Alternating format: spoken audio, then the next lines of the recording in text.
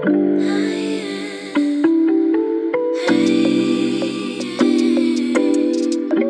guys, welcome back to my channel. So today I am getting ready because I'm going to go try on my wedding dress. I'm so excited. It came in finally, so I get to go try it on. And I want to do my makeup. It's not going to be how my makeup is going to be on the wedding day. I just wanted makeup on for this appointment. So yeah, I thought I'd get ready with you guys and just talk all things wedding and all things bridal. Hi, my name is McKenna. If you're new here, I am a 2023 bride, but I've also been in the wedding industry for now over 8 years. So I definitely have a lot of opinions. I have a lot of tips to share. I get married in like 4 months. Yeah, 4 months. I have a lot to do. My invitations aren't even out yet. Yeah, so like I said, I'm just gonna get ready and just kind of share my tips and share with you guys what, where I'm at. So like I said, I get married in 4 months, and being in the wedding industry, you would think I am like super on top of everything and like, I don't know, pretty much done with wedding planning, but that's really not the case for me. If anything, it's caused me to procrastinate a little bit, just because it's like I'm always in the mindset of weddings and brides because that's what I do for a living, that when it came to my own wedding, I was like really good in the beginning, and then I just kind of fell off and was like, yeah, I don't feel like planning right now. And you know what? That is fine, because we're okay. We're good. Everything's gonna be okay. So first things first, I want to talk about when I got engaged. I made a promise to myself that I was not going to be a bridezilla ever. That I was going to enjoy this process because it is a very special time in your life, and I think a lot of people skip over this point. They just want to get to the marriage point. But this is a very special time. You're only a fiance once. You only plan a wedding once, hopefully. I mean, obviously that's not the case for everyone, but you go into it with that mindset, right? I know for me it would be only once. I've been with my fiance now for 12 years, so I don't think we're going anywhere. But yeah, I feel like I just really wanted to embrace and enjoy this time because being in the industry, I've seen so many brides over the years just completely stress out over the smallest, silliest, stupidest things. Like, I know stupidest isn't a word, and I promised myself I don't want to be like that. Like, I want to enjoy this time in my life, and I want to embrace this process. And I feel like I've done pretty good at it. We are 4 months out. I have not had any bridezilla breakdowns where I yelled at anyone. Like, no. I have cried a couple times just because of stress, because I do get overwhelmed easily. But then I quickly pulled it together. I was like, you're fine. You're fine. We're good. I think where a lot of brides go wrong is they make being a bride their full identity. Like, that is who they are, okay? And I think that's where you kind of go wrong. It's like everything they talk about is about the wedding. Everything they post about is the wedding.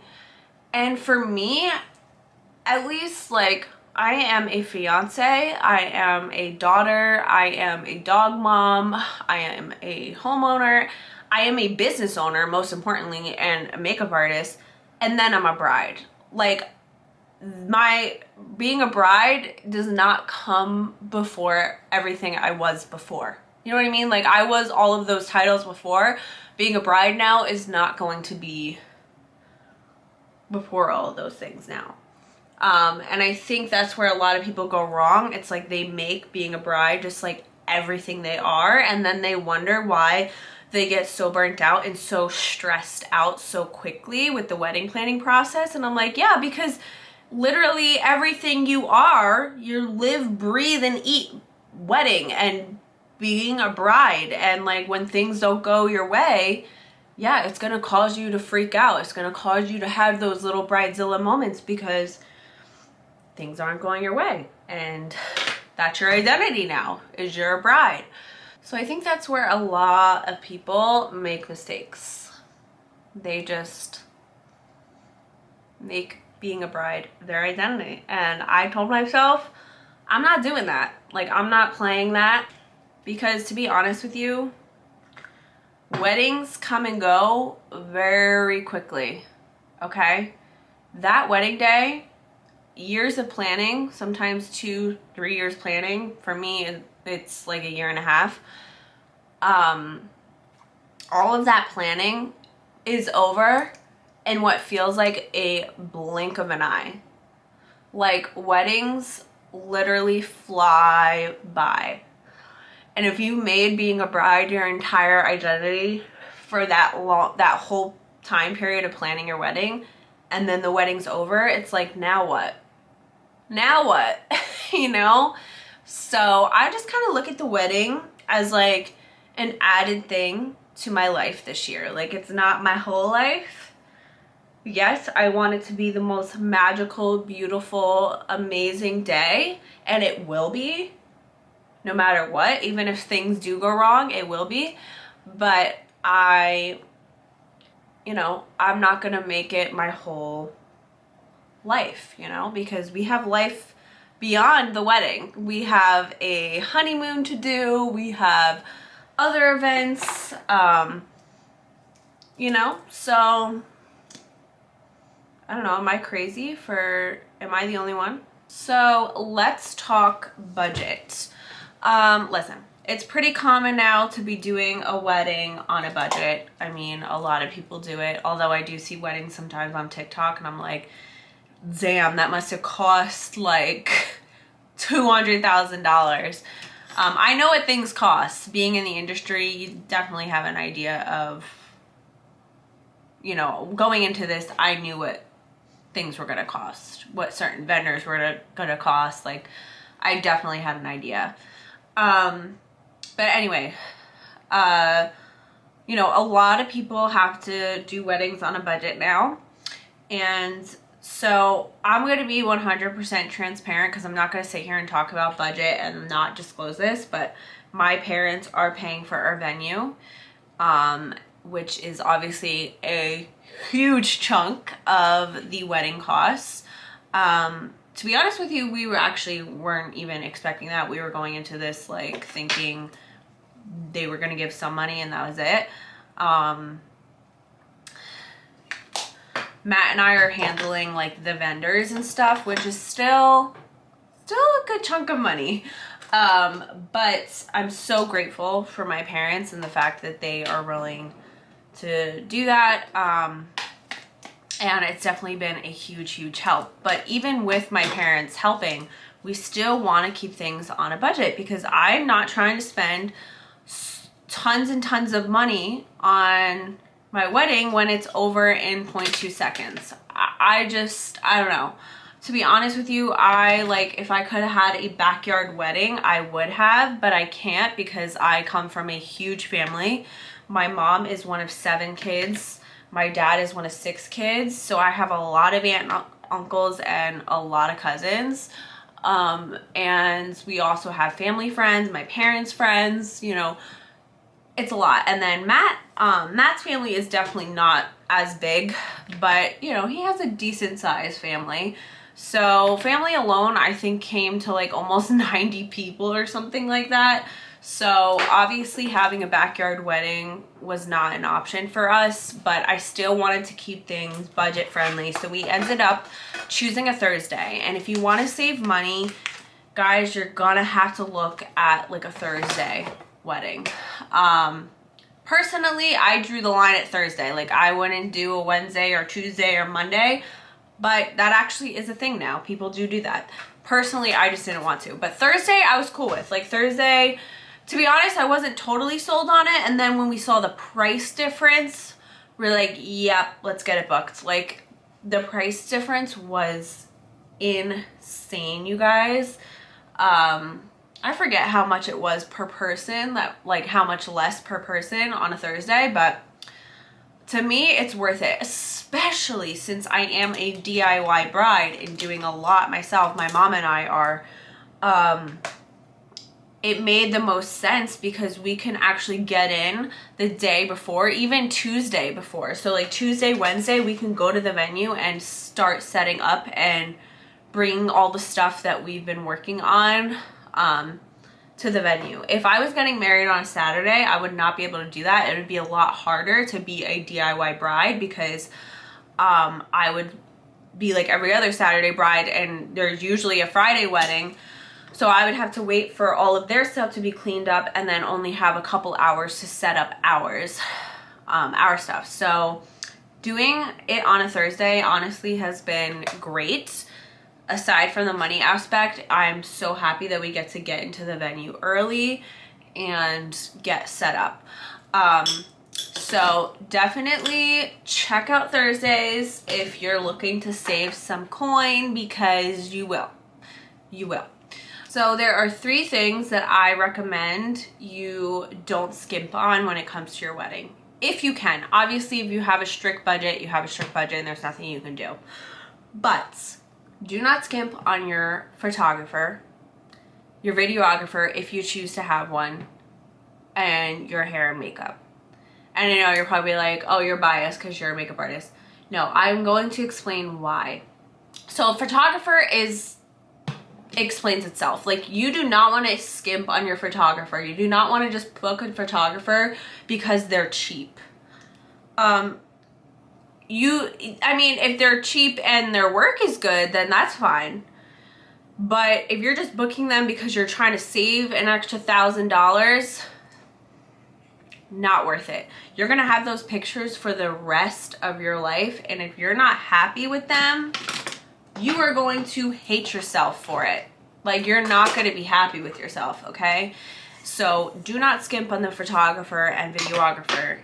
Again, if you're having a videographer, although I highly recommend having a videographer, just saying. Now for hair and makeup, you're probably thinking, well, you know, I don't want to spend a lot of money on that. And I get that. And you probably can find people out there that don't charge a lot that are really good. Maybe, you know, they just don't have a ton of experience yet. But again, same thing like with the photos, like, you're gonna have those photos for the rest of your life, and if you hate your makeup in them or you hate your hair in them, you're just gonna be pissed off. Like, you want to look your best on your wedding day. Like, I will never understand this, like, why people don't care. Like, I feel like that is the day you want to look your absolute best, is your wedding day. And if you aren't feeling yourself because you know, only wanted to spend $100 on your makeup and the girl wasn't good or the guy wasn't good, you're not going to be happy, okay? So don't skimp on those things. Those are things that are really important. But there are other things that you can, I feel like, kind of DIY and do yourself so that you are saving some coin. And that is, so for me, we decided to not hire a florist. Florists right now, I mean, to be honest with you, I wish I could. It's just flowers right now for what I want would probably run me about 8 to 10 grand. 8 to 10 grand is a lot of money on top of everything else. So it just doesn't seem feasible at this point. So me and my mom literally were like, okay, we're doing this. We're doing this ourselves. And I'm actually using a lot of fake flowers, which I know some people may look down on, but I have to tell you, it's actually not as bad as you think. And there's a lot of fake flowers out there that look super legit. And I can tell you this, I can actually promise you this, no one cares. Let me repeat that. No one cares. No one cares. Except you. You care. But yeah, I decided that, all right, we're gonna make this work. So my bouquet will be real. The bridesmaids, I only have 2 bridesmaids. They'll be real. But my arch is actually going to be fake, and we're gonna sell it. we're making it and selling it. A lot of my centerpieces are actually going to be fake, and you can't even tell. I promise you, you can't even tell unless you're really looking. Also selling those. So I'm making all of this money back. And what else? Honestly, the tables are mostly candles and just like very romantic. That's my vibe. Like lots of candles, glassware, like very romantic, farm style tables. So luckily I don't really need any crazy arrangements or anything like that, but that definitely makes my life a little bit easier. But yeah, I'm just saying, you can use fake flowers. There's nothing wrong with that. It will save you money if you're looking to stick to a budget. And I have no shame. I have zero shame with using the fake flowers. And to compensate for the fake flowers, I have a lot of decor. Like I have a lot of lanterns, a lot of candlesticks. I've been stocking up, my mom and I, at Home Goods. Anytime we see something, we buy it that will go with our theme. Facebook Marketplace. If you're not on Facebook Marketplace, get on there. They have all kinds of cool, unique things. Last week we got like, I forget how many candlesticks, but a lot of vintage candlesticks. Gorgeous, like literally so beautiful. The guy definitely had no idea what he was doing because they're vintage, and he's like, yeah, $50. I'm like, these are like quality candlesticks for $50. Okay. So like stuff like that. Listen, I have my vision in here and it's gonna look like it, okay? It's gonna come to life. But yeah, if you're looking to save some money, I would suggest at least trying to DIY as much as you can. We also have some vintage mirrors that we bought that we're gonna put all of the table names and guest names on. You can get like appliques on Etsy made with like all of the guest names and stuff and just apply it to the mirror. Also another piece of advice I have if you are a bride, don't have a million bridesmaids. And I know that's hard for some people. I get it.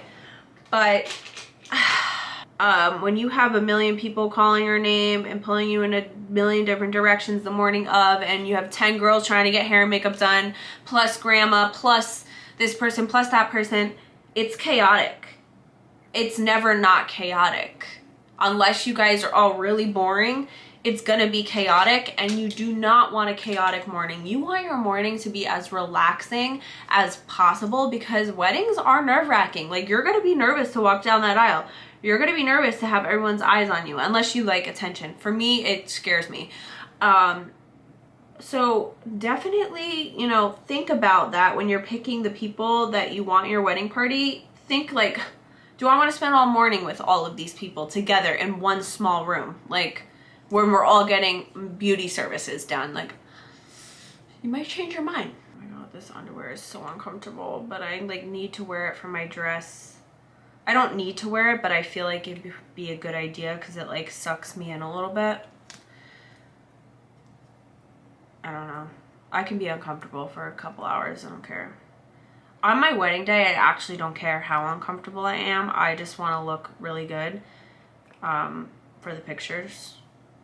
Like, I'll deal. Like, if I don't have to sit, if I can't sit, I can't sit. No, I'm kidding. I obviously want to be a little comfortable, but I don't expect to be super comfortable in my wedding dress. Like, I just don't. And that's fine. Like, that's how I am. Like, if I'm going to commit to an outfit, I'm committing, you know? I just want to finish off by saying a lot of people lose track of what the wedding really is about, and they focus more on just like making it the most perfect event, and don't lose track of why you're getting married and who you're getting married to and what the real purpose is.